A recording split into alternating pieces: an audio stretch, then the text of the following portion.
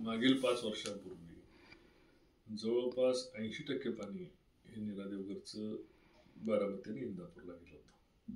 बारामती इंदापूर हे का पाणी वापरत होते कारण त्यांचं खडक वाचल्याचं पाणी त्यांच्या बोगद्याचं काम राहिलं होतं आणि आपले कॅनॉल पैसे न दिल्यामुळं त्याच्यावर आता एक तांत्रिक अडचणी निर्माण करून ठेवले की धरणच 50% भरते असं नीरा देवगर असे खोटे अहवाल तयार केले जाते. 20 वर्षामध्ये धरण 100% पेक्षा जास्त भरून वाहिलं तरी कागदोपत्री 50% दाखवलं आणि त्यामुळे केंद्र सरकारचे त्याला पैसे मिळत नव्हते. आता केंद्र सरकारने त्याला मंजुरी दिली, राज्य सरकारने मंजुरी दिली. आता नीरा देवगरचा प्रकल्प हा पूर्णत्वाकडे चाललेला आहे. मागील 2.5 वर्षामध्ये जी काय सर्व शक्ती पणाला लावून आपण ते धरणाच्या कॅनलची कामं आपण मंजूर करून घेतली. उर्वरित या व्यतिरिक्त धोमबलकोडीचं पाणी आपण 1 TMC अतिरिक्त मंजूर करून त्याद्वारे नीरा देवगरच्या पाण्याने धोमबलकोडीचा पट्टा आपण चार्ज करायला घेतला. आणि काही लोक म्हणतात की आता नीरा देवगर धरण झाल्यानंतर नीरा उजव्या कालव्याचं पाणी कमी होणार आहे. मी जे काल बोललो की त्याला टेक्निकल नॉलेज नसल्यामुळं, कधी अभ्यास केला नसल्यामुळं नीरा देवगरच्या धरणाची क्षमताच काय लोकांना माहिती नव्हती. 8 TMC, कधी खर्च माहिती नाही, किती खर्च झालाय माहिती नाही. नीरा देवगर धरणाचा जवळपास 20,000 हेक्टरचा लोड हा नीरा उजव्या कालव्याच्या कॅनल प्रणालीवर आहे. आणि ज्यावेळेस नीरा देवगरच्या पाईपलाईन्स पूर्ण होतील ते शेतकऱ्यांच्या दारापर्यंत पाईपलाईन घेऊन जाणार आहे. ऑटोमॅटिक हा 20,000 हेक्टरचा लोड जो आहे तो नीरा उजव्या कालव्यावरून कमी होणार आहे. आणि ते कमी झाल्यामुळं नीरा उजव्या कालव्यावरच्या लाभधारक क्षेत्र, विशेष करून 36 गाव असतील, पाडेगाव असेल, या लोकांना पाणी वाढणार आहे. कारण त्यांचं पाणी हे नीरा देवगरचं लाभक्षेत्र वापरत होतं. पण केवळ काल कसं की पाणी माळशिरसला दिलं जाणार आहे अशा खोट्या अफवा ठेवल्या, तशाच प्रकारचा खोटा नॅरेटिव्ह सेट करायचा जेणेकरून लोकांच्या मनामध्ये शंका निर्माण झाली पाहिजे. लोकांनी यांना बाजूला ठेवून एक मोठी तालुक्याचा प्रश्नचिन्ह बाजूला केलेलं आहे. तरी सुद्धा आज यांचं समाधान होत नाही की टेक्निकली जर नीरा देवगरचं लाभक्षेत्र हे नीरा उजव्या कालव्यावर आज पाणी वापरत असेल आणि जर धरणाच्या कॅनलची प्रणाली पूर्ण झाली तर निश्चितपणे नीरा उजव्या कालव्याला पाणी वाढवून मिळणार आहे, शेतकऱ्याला पाणी वाढवून मिळणार आहे, दिवस वाढणार आहेत. पण हे सत्य न सांगता असत्य लोकांसमोर आणायचं हा एक सर्वात महत्वाचा फलटण तालुक्यामधला प्रश्न आहे. या व्यतिरिक्त सुळशी धरणाची आपण त्या ठिकाणी मान्यता घेतलेली आहे. सुळशी धरणाचे सर्वेक्षण पूर्ण झालेलं आहे, त्याचा कंट्रोल झालेला आहे. आता त्याचं त्याच्या बजेटवर त्याचं काम चालू आहे, प्रकल्प अहवालावर त्याचं काम चालू आहे. DPR पूर्ण झाल्यानंतर सुळशी धरणालाही राज्य सरकारचं 50% विश्वासार्हतेवर सुळशी धरण हे जवळपास 6 TMCचं होणार आहे. तसं ते धरण 12 TMCचं होणार. सुळशी असं धरण आहे की ते धोम धरणाच्या अत्यंत शेजारी आहे. 700 मीटर म्हणजे 1 किलोमीटरपेक्षा कमी अंतरावर असणारं ते धरण होणार आहे. आपल्याला नवीन कॅनल निर्माण करायचं आहे का सुळशी धरण झालं? अजिबात नाही. सुळशी धरण झाल्यानंतर त्याला बोगदा पाडून हे धोम धरणात पाणी घेणार आहे आणि धोम धरणामधून आपण धोमबलकोडी प्रणाली असेल किंवा धोमच्याच कालव्यावर उत्तर कोरेगाव असेल, धोम धरणातून आरफळ कालव्याद्वारे कृष्णा नदीत पाणी सोडून GA कटापूरची योजना देणं असेल. नवीन हे 6.5 TMC 50% धरण भरलं तर आपल्याला मिळणार आहे. पण माझी खात्री आहे की नवीन होणारं सुळशी धरण 100% भरेल आणि येणाऱ्या 5 वर्षामध्ये धरणाचं काम चालू झालेलं असेल. याचबरोबर नीरा देवगरच्या पोटामध्ये 3.5 TMCचं नवीन धरण होणार आहे. तर त्या धरणासाठी कोकण पाटबंधारे मंडळाची मान्यता आवश्यक होती. ती मान्यता सुद्धा आपण घेतलेली आहे. 8-10 दिवसामध्ये त्याची मान्यतेचं तुम्हाला पेपर्स उपलब्ध करून तुम्हाला मी देतो. हे सर्व असताना जे 110 TMC पाणी वाहून जायचं ते फ्लड डायव्हर्शन प्रोजेक्टला आपण तत्वता मंजुरी घेतलेली आहे. त्याची तत्वता मंजुरीचे पेपर्स पण आपण दिलेले आहेत.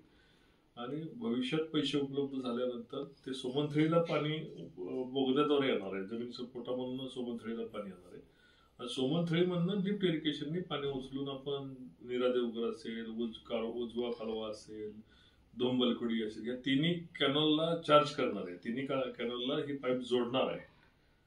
आणि अशा प्रकारे आजचा नाही, उद्याचा नाही, भविष्यातल्या शेकडो वर्षाच्या पाण्याची समस्या दूर करण्याच्या दृष्टीने आपण या ठिकाणी कॉन्क्रीट प्रयत्न जो म्हणतो असा कॉन्क्रीट प्रयत्न केलेला आहे. येणाऱ्या 1.5 वर्षामध्ये फलटण तालुक्यामधलं एकही गाव दुष्काळी राहणार नाही हा शब्द मी आजच्या मुलाखतीद्वारे आपल्या फलटण तालुक्यातील माझ्या सर्व बंधू आणि भगिनींना देतोय. आमदार साहेब या ठिकाणी उपस्थित आहेत, श्रीमंत शिवरूपराजे या ठिकाणी उपस्थित आहेत. आपण दिलेला शब्द पाळला गेला पाहिजे याची जाणीव मला निश्चितपणे आहे. दादा, गेले 2 दिवस पाणी प्रश्न चांगला गाजतोय, तर दादा याबद्दल नक्की पाणी प्रश्न काय आहे किंवा काय नेमकं पाण्याचा विषय आहे? पाणी प्रश्न फलटण तालुक्याचा जो आहे, आज पाणी प्रश्नावर आपण काम केल्यामुळं आज फलटण विधानसभेला सचिन पाटील आमदार दिसत आहेत. पाणी प्रश्नावरचं यश आणि पाणी आणण्यात आलेले यश हेच लोकसभेच्या मला मिळालेलं फलटणचं मताधिक्याचं गमक आहे. आणि जो पाणी प्रश्न आपण ताकदीने पुढे मागच्या 5 वर्षामध्ये सोडवला, ज्या पद्धतीने सुळशी धरणाची मंजुरी असेल, ज्या पद्धतीने शिवतरगळ इथे नवीन 3.5 TMCचं आपण धरण सुचवलं, तर त्याला आता सुळशी शिवतरगळ येथे नीरा देवगरच्या पोटामध्ये त्याची आदरणीय मुख्यमंत्री महोदयांनी त्याचे आदेश पण दिलेले आहेत. आणि आता कोकण पाटबंधारे विभागाची ती पाणी समुद्राला जाणार होतं, ते समुद्राला जाणारं पाणी बोगदा पाडून नीरा देवगर मध्ये घ्यायचे. ते 3.5 TMC 3 TMC पाणी अतिरिक्त आता नीरा खोऱ्यामध्ये उपलब्ध होणार आहे. आणि अशा प्रकारचे जसं धुंबलकोडीला नीरा देवगर मधून आपण जोड कालवा केला आणि धुंबलकोडी सुद्धा 12 आपण त्या ठिकाणी केली. आता कॅनॉलचं पाईपलाईनचं काम संपलेलं आहे. नीरा देवगरच्या पाईपलाईनचं काम चालू करून सासवड पर्यंत त्याची पाईपलाईन आता आलेली आहे आणि लवकरच ती अंदरूड पर्यंत अगदी माळशिरस तालुक्याच्या सुरुवातीपर्यंत जाणार आहे.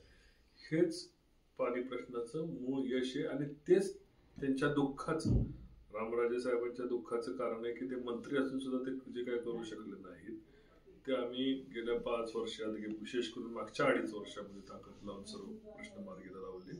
हे त्यांचं दुःखाचं कारण आहे. दादा, नीरा उजवा कालव्याचं पाणी कमी होणार आहे असं हे झालं, तर नक्की दादा कसं कमी होणार आहे, का आहे असंच राहणार आहे? नीरा उजव्या कालव्याच्या पाणी कमी करण्याच्या संदर्भामध्ये काल आपण बैठकीत होता, सर्वजण माहितीही घेतली. असा कुठला विषयही नव्हता आणि अशी कुठली चर्चाही नव्हती. आणि पाणी कमी करण्याचा अधिकार हे कालवा समितीला नाहीत. या व्यतिरिक्त आदरणीय विखे पाटील साहेबांनी सांगितलं ते अधिकार मंत्रिमंडळाला पण नाहीत, ते MWRRA त्याचे अधिकार आहेत. आणि प्रकल्प अहवालात जर सुधारणा करायची असेल तर त्याला कायदेमंडळाची मान्यता लागते. अशा सर्व गोष्टी असल्यामुळं त्याला कुणीही कालवा समितीत पाणी बदलू शकत नाही. कालवा समितीत पाणी बदलण्याचा प्रयत्न रामराजे साहेबांनी केला. फलटणच्या वाट्याचं पाणी त्यांनी बारामतीला दिलं होतं. ते कालवा समिती ही निर्णायक नसल्यामुळेच आज नीरा देवगरचं पाणी पुन्हा आपण फलटण तालुक्यामध्ये आणू शकलो. नीरा देवगरचं आता किती काम झाले आणि किती राहिलेले? नीरा देवगरचं 65 ते किलोमीटर पर्यंत पूर्वी कामं केली. आता जवळपास 85 किलोमीटर पर्यंतची पाईपलाईनची कामं चालू आहेत आणि जवळपास 121 किलोमीटर पर्यंतचे आता टेंडर झालेले आहेत.